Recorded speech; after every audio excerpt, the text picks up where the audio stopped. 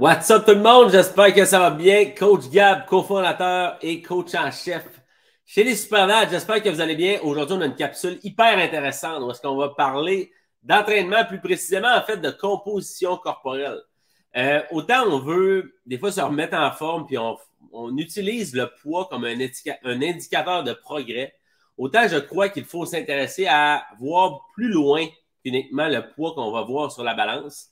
Pour être en mesure de voir vraiment des progrès, on va utiliser souvent des tests de composition corporelle que je vais vous présenter à l'instant qui permettent d'en savoir beaucoup plus puis de voir beaucoup plus en profondeur de quoi on est fait et de voir le progrès en fait de notre composition corporelle au fil du temps. Donc, je me lance tout de suite dans la capsule. Je vous partage mon écran. J'ai un test d'un de nos clients, Martin, en fait, qui a eu des super bons résultats. Je vais vous montrer, en fait, comment ça fonctionne. C'est un rapport, en fait, qu'on va être en mesure d'aller chercher comme ça ici, qui découle d'une machine de composition corporelle, en fait. Vous allez voir, je vais vous la montrer tout de suite pour que vous puissiez avoir une idée de à quoi ça ressemble. Cette machine-là, c'est une machine InBody qu'on appelle. Vous pouvez trouver ce genre de machine-là dans plusieurs centres d'entraînement, genre Nautilus Plus, Énergie Cardio, chez Popeye, chez Shop Santé, si je ne me trompe pas. C'est une machine qui ressemble à ça ici. Donc, vous embarquez sur la machine, c'est de la bioimpédance, donc c'est un signal électrique qui va passer à l'intérieur du corps qu'on ne sent pas, évidemment, mais ça va permettre, en fonction de la résistance des différents tissus, de pouvoir faire la mesure justement de la composition corporelle. Donc, on embarque sur la machine, on prend les électrodes. Donc, il y a des électrodes au niveau des pieds, au niveau des mains. Ça va faire l'analyse de la composition corporelle. Ceci dit, je vais vous présenter le résultat de Martin pour que vous puissiez voir un peu comment on peut interpréter ces résultats-là, par exemple. Donc, on peut voir qu'il y a beaucoup de chiffres dessus. Puis, ce que je veux qu'on fasse, c'est qu'on commence par le haut ici. Donc, Martin, il mesure 5 et 11. Il a 38 ans. C'est un homme. Il a fait le test le 17 octobre dernier. C'est un gars qui pèse en ce moment 177 livres. On va pouvoir voir avant, il pesait plus que ça pas mal, mais on va pouvoir voir plus bas le progrès. Mais je veux commencer par le début.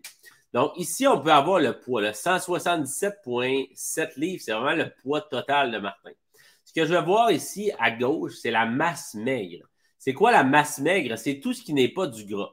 Parce qu'ici, on a la masse grasse. Mais si je vais soustraire le 24 livres de gras aux 177 livres de poids, je vais avoir la masse maigre de Martin, donc qui est composée de l'eau, des os, des muscles de Martin, des organes internes de Martin, mais il va avoir la masse graisseuse qu'on va mettre à part. OK? Il ne faut pas confondre aussi la masse grasse avec le pourcentage de gras. Je vais vous montrer tantôt un peu comment on calcule le pourcentage de gras, mais il ne faut pas confondre les deux nécessairement. Si je continue ici, ce que je vais pouvoir voir, c'est que dans la masse maigre, en fait, ou dans l'eau corporelle totale ici, je vais avoir beaucoup d'eau, en fait. On peut voir que le corps humain est fait de beaucoup d'eau, donc 111,8 livres sur 177,7.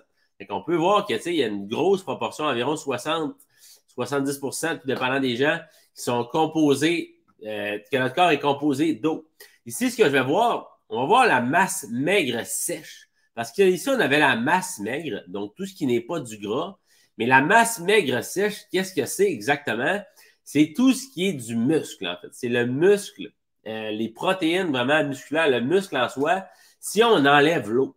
Fait que si je vais faire 153,7, puis je vais soustraire le muscle, donc juste le muscle, je vais avoir 111,8 livres d'eau corporelle. Parce que dans les muscles, il y a beaucoup d'eau, en fait, tout simplement. Ce qui fait en sorte que c'est pour ça qu'on l'inclut dans la masse maigre. Ici, on va voir les différentes valeurs intra- et extracellulaires. C'est un petit peu moins intéressant de regarder. Ça, ici, ce qu'on veut plus se fier, c'est l'eau corporelle au total, la masse maigre sèche, la masse maigre, la masse grasse et le poids total. Fait que ce que je veux dire par ici, c'est que on peut voir que le corps est vraiment divisé en plusieurs parties. Le poids, là, il n'y a pas juste du gras et du muscle. Il y a de l'eau, il y a des os, il y a de la masse adipeuse, oui, de la masse musculaire, mais il y a d'autres choses. C'est important de comprendre ça. Fait que quand le poids varie d'une journée à l'autre, c'est beaucoup l'eau corporelle qui va varier. Quand on est déshydraté ou quand on boit beaucoup d'eau, si on mange salé, si on a bu de l'alcool ou peu importe, ça va avoir un impact majeur, en fait, sur le poids. Fait que c'est ça qui fait en sorte qu'il y a une grosse variation d'une journée à l'autre. C'est qu'il y a beaucoup de facteurs qui entrent en ligne de compte au niveau du poids si on fait juste se fier au poids. Okay? La masse grasse puis la masse maigre, le muscle, en fait, ça ne varie pas si rapidement que ça. C'est plus l'eau corporelle qui va varier rapidement et qui va faire varier beaucoup le poids d'une journée à l'autre. La masse maigre sèche puis la masse grasse, c'est ça qui va varier plus d'une semaine à l'autre, okay, ou d'un mois à l'autre. Si je descends plus bas, l'analyse des muscles graisses. Ici, j'ai la bande dans le milieu là, qui va descendre jusqu'en bas. J'ai comme une bande dans le milieu, vous la voyez là. Ça, c'est la norme santé, en fait.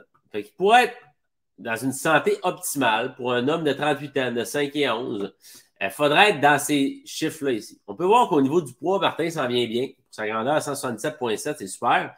Puis, des fois, je vous dirais que c'est pas dramatique qu'on sorte de la norme santé. Ça, c'est vraiment une moyenne générale. Mais tu sais, la masse musculaire squelettique, c'est pas mal. Ça, c'est le muscle, vraiment. C'est pas mal que Martin ait 87,5 livres de muscle. Okay? Puis ça inclut l'eau, fait que tout le volume musculaire. 87,5 livres, fait qu'il y en a plus que pas assez. Puis c'est une bonne affaire qu'il y en ait plus que pas assez. On veut même le monter d'habitude le plus possible. Parce qu'en vieillissant, en temps normal, on a tendance à perdre du muscle naturellement. Ça s'appelle la sarcopénie. En fait, c'est un phénomène naturel. Parce que vers l'âge, si on n'est pas actif, puis on ne s'entraîne pas, ben, ça commence à l'âge de, je ne me trompe pas, 40 ou 50 ans, ça commence à descendre plus rapidement pas mal. Mais si on est actif, si on bouge, ça peut, tu sais, la sarcopénie, c'est sûr qu'il est rendu à 85 ans, ça va être difficile d'être musclé, là. On s'entend, mais plus tu as de masse musculaire, ben, quand tu vas en perdre au fil du temps, ben, tu vas t'en rester encore pas mal. Tu ne deviendras pas faible et fragile. Okay? C'est vraiment ça qui est. Puis la masse musculaire squelettique est beaucoup reliée aux capacités physiques, la force, l'endurance, la mobilité, ainsi de suite.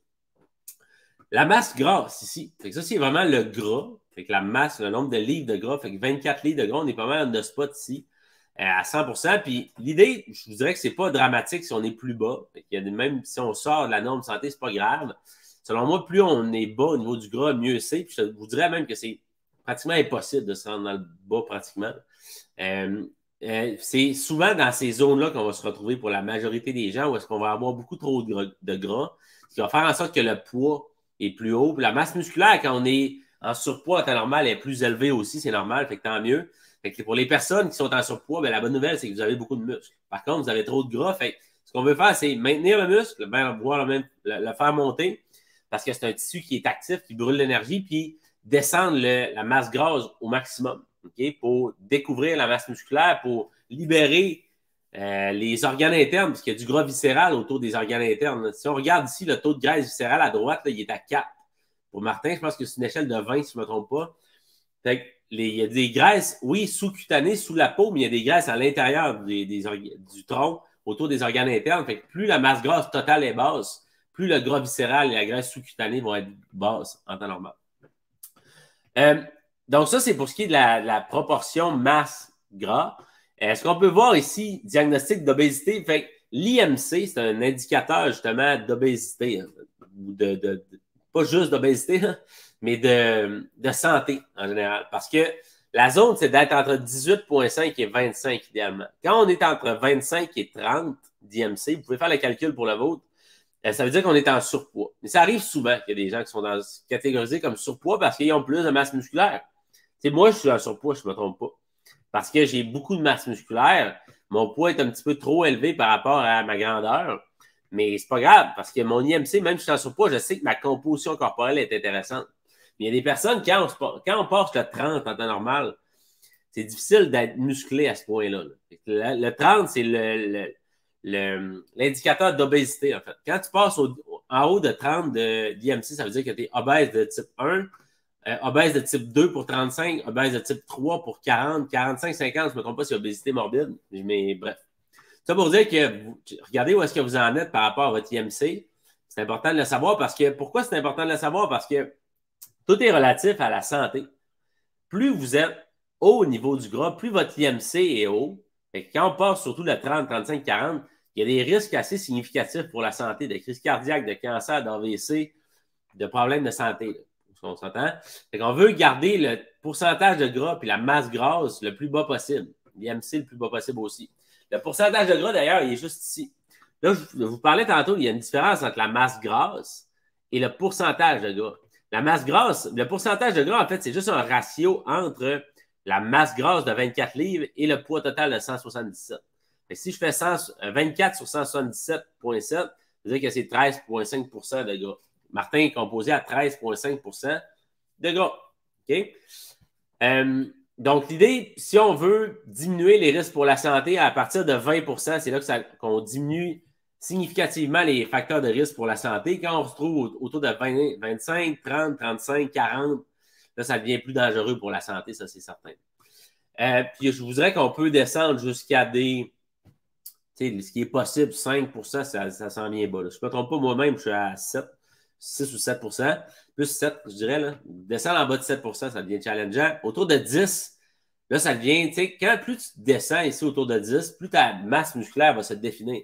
Parce que ce qui va faire en sorte que quelqu'un va avoir l'air musclé, c'est la couche de gras qu'il va avoir par-dessus son muscle. Plus la couche de gras est épaisse, moins il a l'air défini. Moins la définition musculaire est là. Plus la couche de gras sous-cutanée est basse, et plus on diminue la masse grasse, le pourcentage de gras, ben, plus la masse musculaire va se découvrir. C'est pour ça que les gars qui sont pesants, là, super pesants, descendez votre pourcentage de gras pour le fun.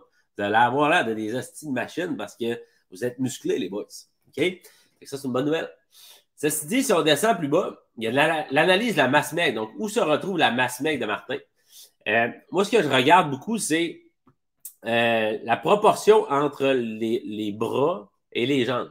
On peut voir qu'il est bien proportionné quand même. Il y a du monde qui sont à, disons, ils ont des gros bras et des tout petites jambes, là, sont à 130, 145 % de ce qu'ils devraient, puis ils sont à 82 genre, pour les jambes. Mais là, ça veut dire que tu as trop des gros pipes pour tes jambes. Là. Ou il y a l'inverse des cyclistes, disons, là, qui ont des immenses jambes, des gros jambons là, vraiment musclés, ou des powerlifters, mais ils ont des cyclistes qui ont des tout petits bras. Fait qu'il y a des fois des disproportions. L'idée, je vous dirais que c'est une question d'esthétique, c'est une question d'utilité aussi. Les cyclistes, ben, quand même qu'il y ait des gros muscles, des gros bras, ça ne servira à rien. Mais c'est de voir la proportion, si tout est bien aligné, proportionné au niveau du corps. On voit que Martin, ça va bien à ce niveau-là. Si je descends plus bas ici, il y a l'analyse de l'eau corporelle, fait que le niveau d'hydratation. Fait qu'on voit que Martin est good à ce niveau-là, il est dans la zone. L'hydratation, c'est important pour le bon fonctionnement du corps, tout simplement. L'historique de la composition corporelle, c'est là que ça devient intéressant parce qu'on peut voir le progrès des données. Fait que là, on peut voir que le 29, pratiquement le 1er août, 29 juillet, Martin pesait 198,5 livres, pratiquement 200 livres. Il avait 86,9 livres de masse musculaire. Son pourcentage de gras était à 23,5 %. Si on regarde le 17 octobre, fait 2 mois et demi plus tard, si on veut, ça, ouais, 2 mois et demi plus tard, 2 mois et 3 semaines plus tard, il a perdu plus de 20 livres. OK? Fait qu'il a passé de 198,5 à 177 livres. Sa masse musculaire a augmenté malgré qu'il a perdu du poids. Ça, c'est super. Il a pris de la masse musculaire parce qu'il a suivi sa structure alimentaire comme un chef. Il a suivi les conseils qu'on lui a donnés tout simplement. Puis, son pourcentage de gras a descendu de 10 %. C'est vraiment énorme. En 2 mois et demi, c'est super. Tu sais, quand je disais que les risques pour la santé, pour Martin, il était à 23,5, il était plus haut que le 20. Là, il est rendu à 13,5. Sa situation, sa santé s'est drastiquement améliorée parce qu'il a descendu son pourcentage de gras significativement. Aussi, il y a plus de muscles, donc il y a plus d'eau un petit peu, il y a plus de rétention d'eau un petit peu parce que ses muscles sont composés d'eau. Fait qu'il a gagné pas une quantité astronomique de muscles, mais vu que l'objectif, c'était à la base de perdre du gras, le fait qu'il ait gagné du muscle, c'est déjà merveilleux. Okay?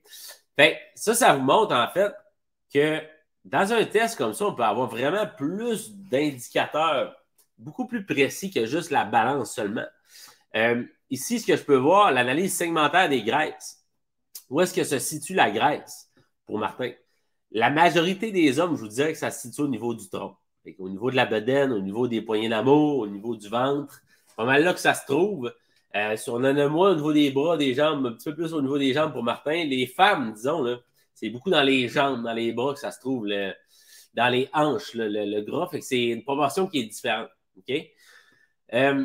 Pour le taux de graisse viscérale ici, le taux de graisse viscérale, comme je le disais plus tôt, c'est vraiment la quantité de gras qu'il y a autour des organes internes.